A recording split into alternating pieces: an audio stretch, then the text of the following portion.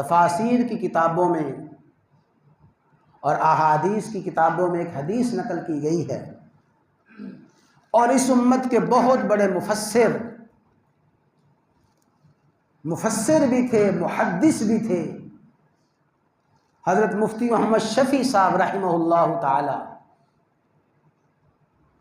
مفتی شفیع صاحب رحمہ اللہ تعالی حضرت شیخ مفتی تقی عثمانی صاحب کے والد ماجد، جو اپنے دور میں علم کے پہاڑ تھے، حدیث پہ، تفسیر پہ،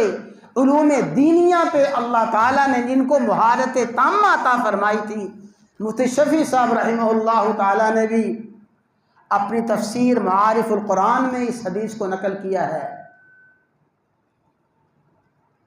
کہ حضرت ابو ذر غفاری رضی اللہ تعالی عنہ نے پوچھا، یا رسول اللہ صلی اللہ علیہ وسلم،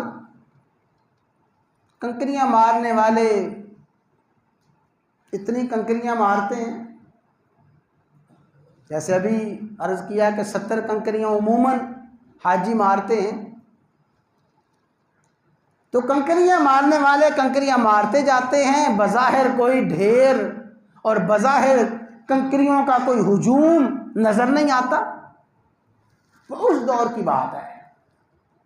جب کہ مارنے والے بھی قلیل تعداد میں تھے اور جگہ بھی بالکل واضح اوپن تھی، کوئی پردہ نہیں تھا، کسی قسم کا کوئی حجاب نہیں تھا، پتہ تھا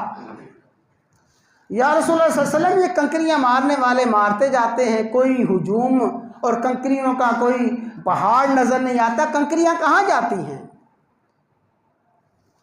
فرمایا، اے ابو ذر، اللہ نے فرشتے مقرر فرمائے ہیں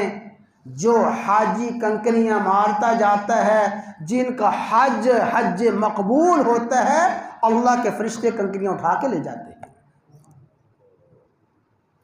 اور جن کا حج مبرور نہیں، مردود ہے، جن کے بارے میں فرمایا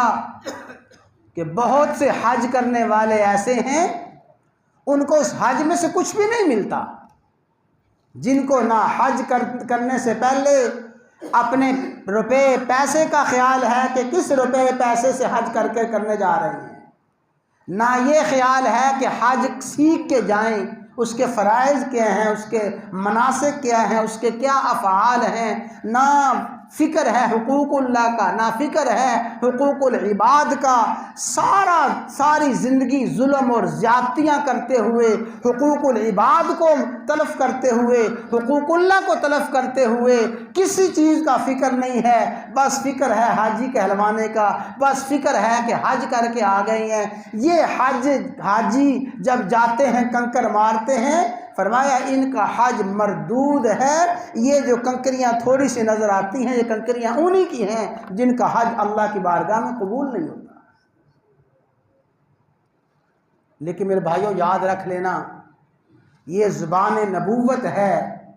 زبان نبوت ہی اتنی بڑی بات کہہ سکتی ہے۔